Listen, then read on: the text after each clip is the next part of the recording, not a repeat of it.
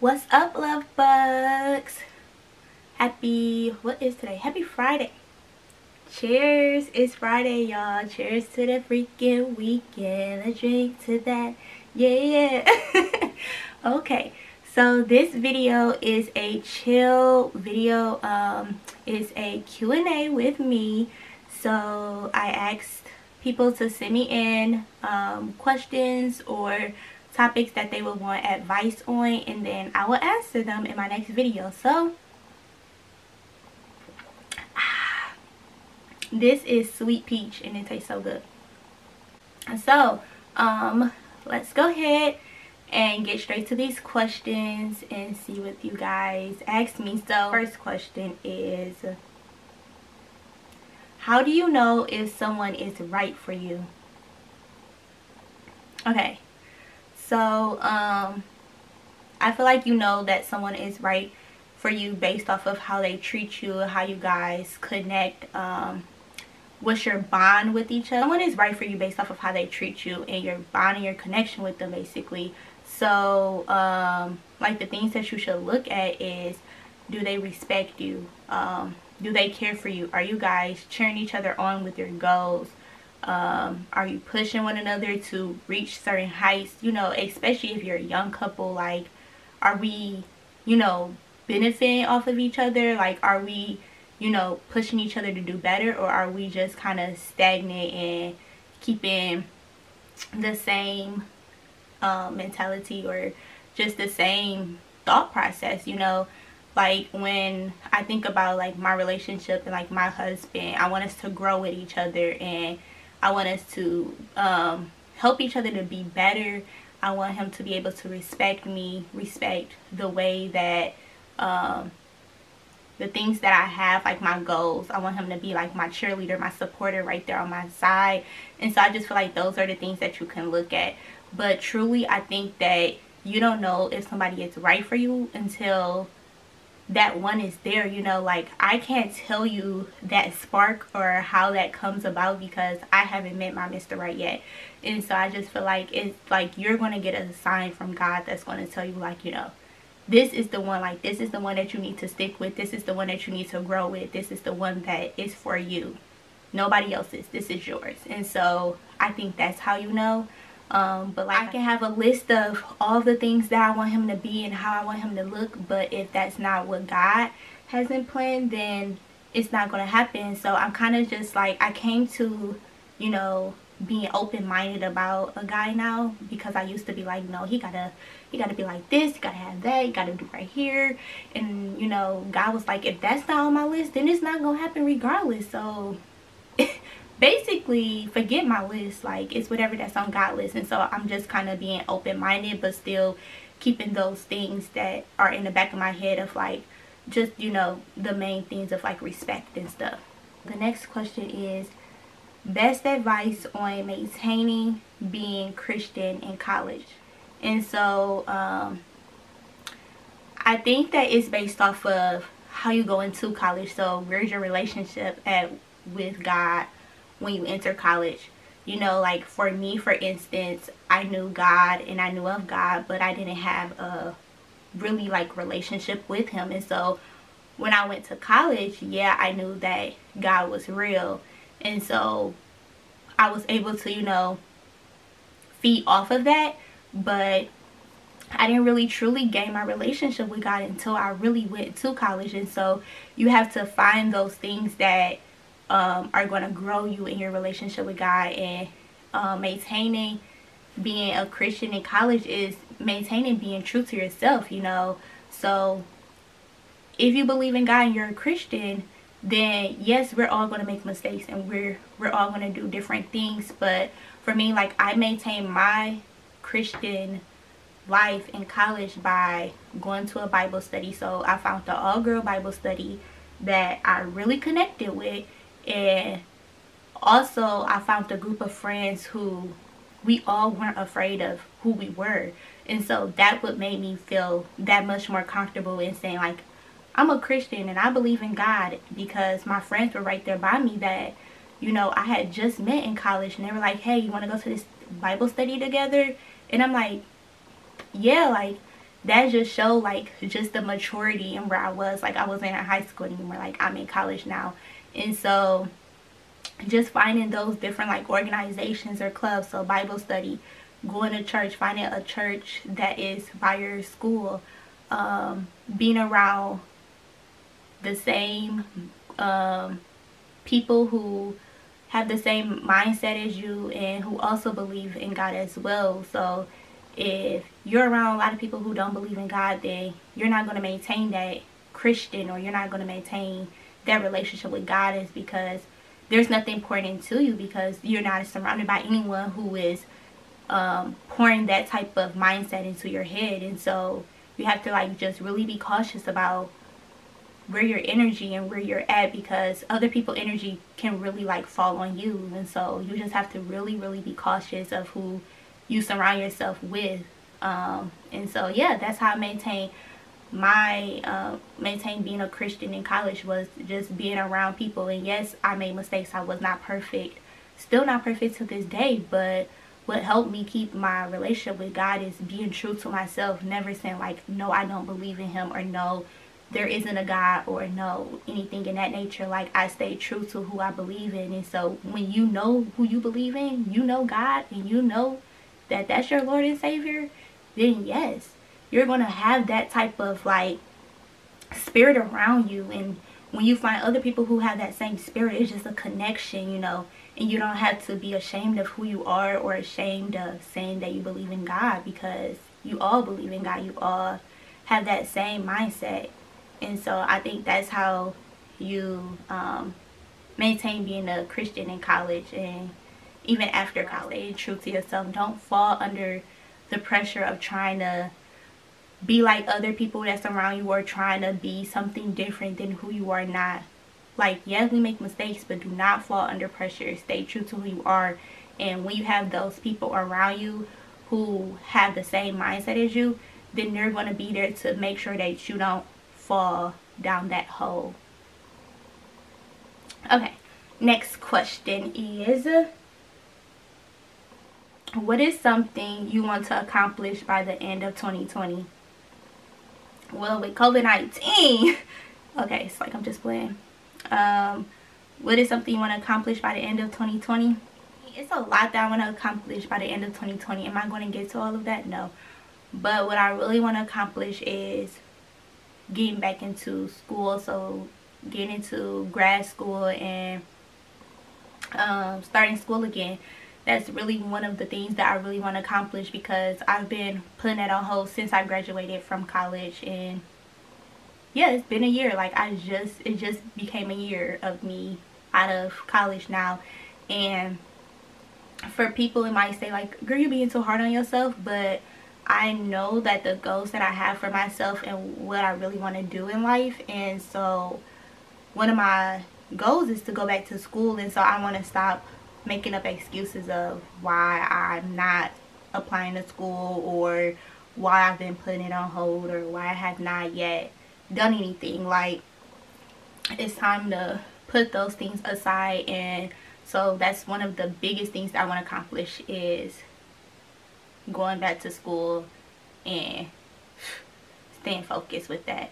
But another thing that I really want to accomplish, like personally, is really not finding my purpose, because I was listening to this like seminar, webinar type of thing, and one of the things that we were talking about was like purpose, and trying to like rush to get to our purpose. So I don't want to say like I want to accomplish my purpose by 2020, because your purpose doesn't have like an end goal. It doesn't have like an end date. Your purpose continues even when you find your purpose. Like, it is a continuous thing, like that does not end. And so I don't want to say that my goal is to find my purpose, but my goal is to dig deeper into my purpose, and just digging deeper into why God has me here. What's my mission? What does he have for me? Like, what is my assignment here on life? And so I want to really dig deep and get into it, and really find out more. And so I think that's going to be hard. And so that's one of the things I want to accomplish, is just, you know, with digging deeper is basically getting a stronger relationship with God and growing that relationship with him. So really that's another thing I want to accomplish. So best advice on going Greek and handling friendships or relationships. So is my best advice is to whatever fraternity or sorority that you're interested in, to go to their events and, you know, introduce yourself and you know, show that you're interested in everything. I think that's one of the things, because you have to like go to their events to see if you want to join their organization or not. And I guess like my other advice to going Greek is to keep it to yourself. So I guess what I could say with handling friendship and relationships, I guess, well, I think this was the question is saying is like, once I'm Greek handling those friendships or relationships, I can say that, and then I can say it in a different part. But going Greek and handling friendships or relationships is, yeah, it does get different once you go Greek with some friendships, but not with all friendships.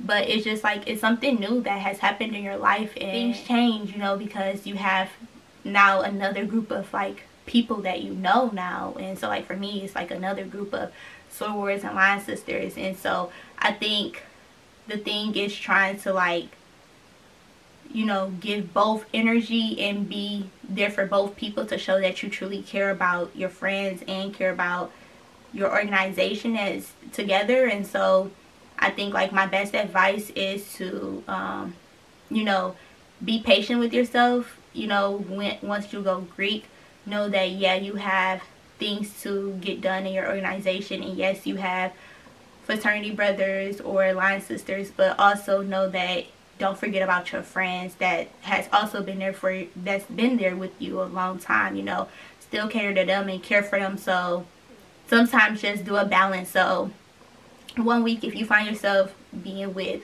the Greek part of your life, you know, take a step back and hang out with your friends. And then another week, other than hanging out with your friends, hang out with this. And so it's like just finding that line of being in both life, because it's two different lives, honestly. And so I think that's the best advice on it. And then also with separating it from it, how to handle, ooh, excuse me, y'all, I had to burp. Handling relationships and friendships. And so, child, that's difficult. As you get older, you start to see what friends are for you and what friends are not for you. What friends that are like, they're more like associates, and what friends are like your real tribe, like your real group of friends. I think that it comes with age. You're going to have friends that you have known all your life that's going to be a part of that tribe, that you have just grown up together. And then you're going to sometimes find, like for me, I found both. Then other times you're going to find where you're at a certain part of your life and you see that friends that you may have grown up with are not in the same realm that you are in anymore. And so it's like you have to now look at that friendship and see if it's a friendship that needs to continue or a friendship that you need to walk away from. And I think oftentimes when we walk away from friendships, it has to be a beef or a problem that happened. No, like it doesn't have to be a beef. It doesn't have to be a problem. It can just be that you guys grew apart. Like people literally grow apart. We are not on the same journey anymore. The journey that God has for me and the journey that he has for you does not go hand in hand anymore. That doesn't mean that I do not support you anymore. That doesn't mean that I don't love you anymore. But I just love you from afar and I support you from afar, because our journey is two different journeys now. And so you have to be real with yourself, because if you, like for me, sometimes I try to find some type of excuse or try to find some type of reasoning to keep a friend around. And it's like, no, Zakia, you don't have to like keep that friend around if it's really not helping you out at all. Like it's okay. And then also you have to come to realize too that all your friendships aren't the same. Like, some friends are my friends that I'll just chill with and that's about it. We just hang out. And then I have other friends where we're hanging out, we're chilling, we're talking about goals, we're pushing each other to do different things. Like, you have to find that tribe where it tackles all of that, where you can grow with them, where you can support each other, where you can celebrate with one another, hang out, chill, cry, laugh. You have to find that type of friendship group. And so I think in college is where you start to figure out who your true friends are and who your true friends aren't, you know, because you're away, you might be away from your friends back at home. And so that's where the friendship starts to like show the true meaning of what a friend is, honestly. And I also think that once you graduate from college, that's when you see who your true friends are as well, or what friendships are just not meant to be anymore and what friendships are meant to continue to go on, because you graduate and we're entering into the real world where we have more responsibilities, and so we can't cater to each other the way that we were able to cater to each other when we were in college or in high school. And so you have to like, you just have to be real with the situation and approach it in that type of way and be open-minded in that type of way of being real with it and not trying to sugarcoat it or trying to like find excuses for it, if that makes sense. I'm really y'all trying not to like say a long answer, but these are some really good questions. Relationship advice.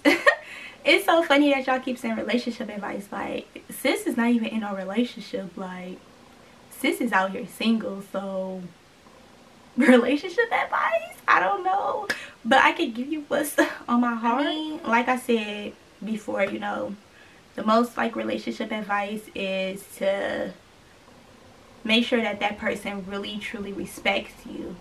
If they don't respect you, you need to bounce, because once you start accepting them doing or saying certain things to you, it's going to continue to happen. And the more that you allow it, the more it's going to happen. And the more that it happens, you're not going to notice it anymore. So always, always, always know that that person, whoever you want to have a relationship, whoever you love, whoever you want to grow in life with, you need to make sure like that they truly respect you. Like, I don't play that. You need to respect me.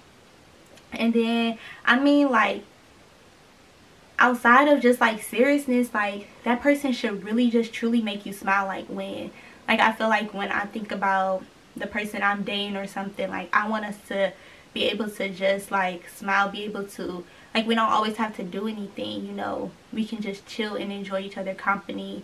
And then sometimes we can go out and enjoy each other. Like, I just want somebody where I can enjoy their company and it's not awkward or weird.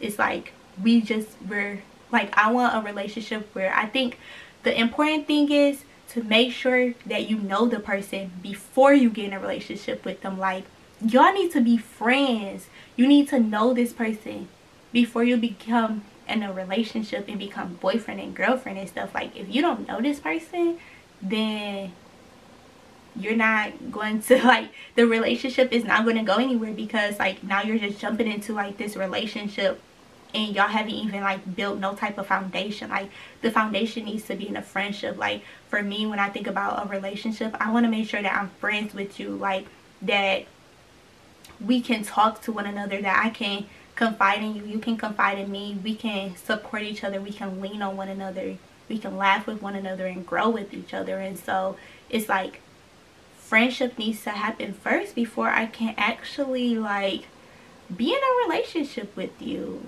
because like, I'm just not jumping into no relationship and I don't even know you. Like, and no, one more thing, know yourself first before you enter into a relationship. Like, we are always so quick to feel like we need to have somebody in our life. Like, we need to be in a relationship, we need to be in a relationship. And I thought like for times I would be like, dang, like, I'm doing everything I'm supposed to do. And I think like, honestly, like, I'm, you know, like, not trying to be cocky or nothing, but I'm like, I think I'm nice looking and I'm cool to hang around, and you know, I got good things happening in my life. Like, why is it nobody around me? Like, Like, why can I not be in a relationship? Like, what, like, is something wrong with me? Am I doing something wrong? But I had to like realize that, let me stop rushing this thing called relationship just because of society and social media. Like, let me learn me. Like, let me take this time to really learn myself and see who I am. Because if I don't even know who I am, then how am I even going to like be in a relationship? Like, you got to know who you are before you get in a relationship. Like, if I come in know who I am and he come in not know who he is, that ain't happening. And that ain't happening. Like, we need to both come in knowing who each other is before we can come one. Like, I have to know who I am, he needs to know who he is. Like, you have to be okay with who you are too. And the same thing, like, you just truly need to know who you are. And the last advice is, if you're in a relationship now, I think that you really truly need to take the 5 love language quiz. Like, at first I used to be like my sister would tell me to take it all the time. I'm like, girl, sis, I'm not even in a relationship. Like, what I need to take a 5 love language quiz for myself? Like, I know who I am. But then she like, no, like, it's just, you need to just know this. Like, once you get in a relationship, like, you need to even know like what your love language is. And so now, taking the love language quiz, I know like how important it is now. Like, you really like find out what your, like, it's 5 love languages, and it tells you after you take the test, it tells you what's your like highest love language to what's your lowest love language. And so the love language is how you receive love, how you would want somebody to give love to you, not how you want to show love, because obviously you know how you want to show love. But the love language is to like let you know how you like to receive love. And so you would tell your partner, this is how I like to receive love, and they will tell you how they would like to receive love, other than showing them love in the way that your love language is. No, you should show them love in their love language, you know. Okay, all right, let's move on. How do you balance everything in life? I do not have the motivation to work out, go to work, hang out with people, do choral and I guess choreography, and etc. So how do I balance everything in life? Whew. I don't know how I balance everything in life. So many people think from like the outside that I balance everything the best way because I'm like always doing so much, where it's like sometimes I don't balance things as best as I think I should. But what I can say is, so my mentor was just kind of talking about this, and once I find out exactly what she was saying, I'm gonna, you know, come back and let you guys know. But she was basically saying like that we're all trying to do like this thing called balance, but we shouldn't be focused on balancing. We should focus on like being wholeheartedly.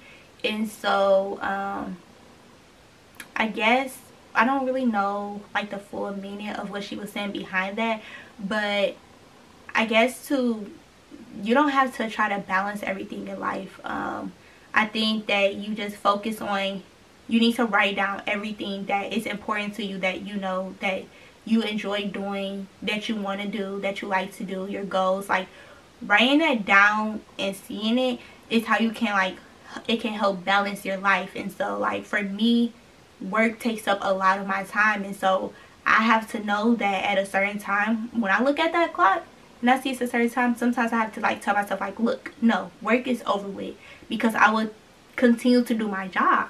Like, I need to like cut off that line and be like, no, work is over with, it's time to do me. And so then I will find where some days I'll be like, okay, I'm gonna set my set time aside to focus on my personal stuff, like my YouTube and all of that stuff, like my website and everything. And then other times I'll be like, all right, let's do the fun things that I like to do, which is like working out every day and learning choreography. And so that helps mentally and physically. And then I find, okay, now I want some free time. So like my free time can be hanging out with people, my free time can be just chilling at home watching a movie or something. And then I think the other thing that's most important is your self-care also. I'm not that good at it, but it is important to like just find time to just be by yourself and alone. at one with you. And so yeah, like my planner, if it wasn't for my planner, I think that would be just everywhere. And so even if you're not in school or whatever, like I really consider getting a planner. That way you can break down like your whole week. Like, what do you want to do on Monday, Tuesday, Wednesday, Thursday, Friday, Saturday, Sunday? And then that way you can keep yourself accountable.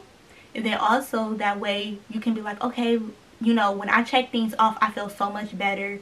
And so that's a way that I can balance everything in my life and know that I'm getting at everything that I want to do and still not feeling overwhelmed. Yeah, sometimes I get overwhelmed because I start to do too much and I'm just like, you need to stop. But most of the time I can kind of be at a slow pace based off of putting everything in my planner. But it's also based off of how much you can take. Like, if you can't take a lot, don't put a lot on your planner. Take it one step at a time. And if you can take a lot, then you can put more on your planner. But always leave time during the week where it's just free time, where you can just do whatever. And just remember that if you don't get something done when you need it to, like, it's okay. Like, you know, don't beat yourself up on it. You know, don't forget about it, but don't beat yourself up on it. You know, just be like, oh, I missed this today, like, let's do that tomorrow. You know, just don't beat yourself up on it, because once you beat yourself up, it's like, no, that's just unnecessary, you know, harshness that you're doing to yourself. Honestly though, for real. How to gain real friends, how to let go of past situations so they don't affect current situations. How to gain real friends is where you surround yourself at, what you doing with your life. You hanging around, like, you know, just a group of people who ain't doing nothing with their life, you know, like, that's the type of friends that you're going to gain. So you gain friends based off of where your atmosphere, where you're at. Like, you have to surround yourself with a certain group of people to gain a certain type of friend, in a way. Like, I think it depends on age. Like, if you're older, it's going to be kind of harder in a way to gain friends. Like, you gaining friends might be from you more at work, or like from you going to work, or going to, like, or your friends inviting you to different events. I think that's how you're going to gain friends. But if you're in college, you can gain friends based off of going to different organizations and clubs and whatever, like different orgs. Basically is how you can gain friends. Now, how you can gain real friends is, you know, it's just it's a test, honestly. You know, you never know sometimes, like, if a friend is a real friend or not. It's just like, it's just life, you know. You have to just see. And but once you realize, like, okay, this person not, you know, this person ain't no real friend, now you have to have that click to be like, I need to back away, because if you continue with them, then that ain't no good. And so to find real friends, you have to first be real with yourself. You have to know what you want out of a friendship. What do you want? What are you going to give in a friendship? And then how you treat them is how they're going to treat you sometimes too. And you just have to have honesty in your friendship. Be real with them. Like, with my friends, I can be real with them. Yeah, sometimes it's hard if I be like, oh, I feel this way or that way. But, like, honestly, you have to be real with them, because somebody don't know what you're thinking and how you're feeling. Like, no one knows that. And so you have to be, like, open enough in that friendship to be like, hey, I'm feeling like this, or can you, or this is how I'm feeling about this, or whatever. So my way of just saying it is, you gain real friends based off of where you're at, who you hang around, and how you allow people to treat you.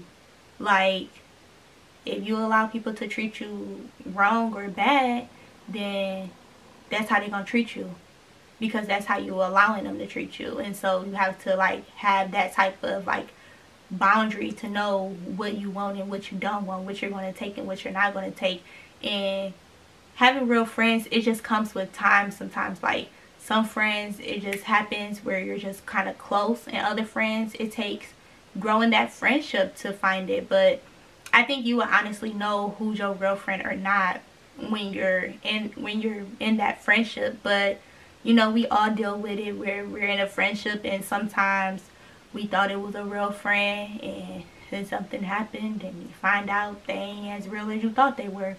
And that's when I said that click gotta come in, where it's like, yeah, okay, gotta go. Like, note it. Literally, you have to note it, because if you don't note it, then it's gonna continue to happen. Like, you literally have to like say you noted that. But that is so much to that conversation. Like, I would have to do literally another video to talk about like friendship. Like, friendship is so real, and we think it's so like, we think it's such a small thing sometimes, but like when you look at it, like relationships is just all around you, like, and friendships are really big. And I do think that having friends around you are so important. How to let go of past situations so they don't affect current situations. How to let go of past situations. Honestly, I am still dealing with that. How to let go of past situations. Honestly, like, a lot of people say therapy is really good. I think it depends on what that past situation is, like how deep it is. Like, some situations I can literally brush off because it wasn't that serious. But the deeper the situation is, like, you really have to sit with yourself and you have to find that emotion. Like what does that situation literally make you feel like? And I think that's the difficult part, is actually sitting in that emotion, because we're so like rushing through life and we want to just hurry up and move on. And so we're like, oh, this person made me feel this way and I feel this way, and I'm going to continue to move on and I'm going to treat them like this, and that's that. Where it's like, no, you have to literally like sit in that situation, and if you really truly want to move past it, you have to let that person know how you feel. That don't mean go to them all crazy and stuff, but have a real conversation with them. Like, sit down and say like, hey, can we have a real conversation? This situation made me feel like this, and how they receive it is based off of them, but how you sent the message out is based on you. And so you have to like literally sit with that emotion to really truly know how it made you feel, and so that you can also allow yourself to tell that person how this situation made you feel, and so that you can move on from it. Because if you don't bring it up and if you don't address it, then sometimes that situation can just eat at you, and sometimes you don't even know, because you have let it just like push down more and more and more and more in you, and you think that it's not affecting you because you haven't had to deal with it. And then boom, somebody or something happened where it brings back that memory of what somebody did that you never addressed, because you thought that you just pushed it down. And so you have to like come at it hard when it's right there. It's really important to do it when it's fresh, I think, sometimes, but not too fresh. Like, allow yourself to actually feel it and understand what's going on in your body, and then address it. Don't let no situation like really go longer than what's needed, because it's not good for you. You know, like, yeah, it's not good for the friendship or the relationship, but truly it's not good for you. Especially when you think it is not affecting you. It is. It's affecting you. It's just not affecting you right now, but it's going to affect you later on in your life. Like, and I'm telling you that from like experience. Like, it's going to affect you, and so you have to like deal with it. You have to address it. You have to be real with yourself and real with the person that happened to. And no, it's not easy, and that's why I said it depends on how deep the situation is, because some situations it's pretty easy for you to deal with all of that, and in other situations is truly difficult.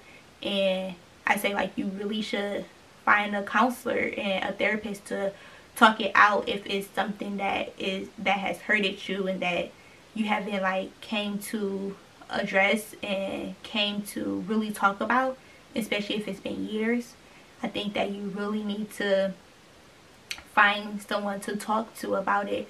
And sometimes, like, if it's not a deep situation, Like, I deal with situations and I get past it by releasing it in different ways. And so you can, like, some people find releasing it in music, writing, talking, motivational. Like, you have to find what your thing is that you allow to let it out, because sometimes all it could be is just you needing to let it out for you to be able to move past that situation and to let it, make sure that it doesn't affect that current situation that you're in. And so the earlier you address it, then you can get it out and deal with it. Now, if you don't address it, then yeah, it's going to affect your current situation. And if you thought that maybe it wasn't going to affect it, or you just thought it wasn't ever that deep to address, and so you just continue with your life, and then you found, boom, something happened, or someone, like I said something where that past situation has now entered into your current situation, then don't shy away from it. Don't run away from it. It's there for a reason. And so now is the time to address it and to get real with yourself and to really dig deep into what's making you feel that way, why it's making you feel that way, how can I release it in a healthy way, because we can negatively release it. And so we need to find like the healthy way of releasing it. And then once we release it, give it to God and let it be in His hands, and don't try to ever touch it or deal with it ever again, you know, because once we release it, sometimes we're trying to take back control of it, and it's something that we can't control. There's things in life that we truly cannot control. We're not strong enough. That's why we have God, because He's stronger than us, and He has that strongness for us. And so that's how we have to like pour into God and ask Him, like, hey, I don't know what it is that's going on, but I need your strength, because my strength, I'm not strong enough for this, and I need you to pour your strength into me so that I can conquer this, so I can get over this, because I don't want to dwell in this situation, and I don't want this situation to be the end all be all. And so I think that you really have to dig deep into it. Yeah, so I hope that I answered you guys' questions the best way I could, and I hope that I gave some good advice. Like I said, I didn't read these questions really beforehand because I wanted to be true and transparent and honest with you all based off of how I feel. And I really enjoyed this, so I really want to do this again. Maybe I'll do it like once a month or once 3 months or something like that. Blowing up my phone because my cousins, we supposed to have like a FaceTime group call, and so I'm about to get on that. But yeah, so I hope that you guys enjoyed this video. I did. I love you guys, and make sure that you subscribe, like, comment, and share. Make sure that you be the best you. And I love you guys, and let's stay safe and healthy, and let's hopefully move past this pandemic of COVID-19, because I'm tired of it. But anyway, so this is the end of the video of my Q&A. Love you guys, love Bucks, and I will see you all in my next video.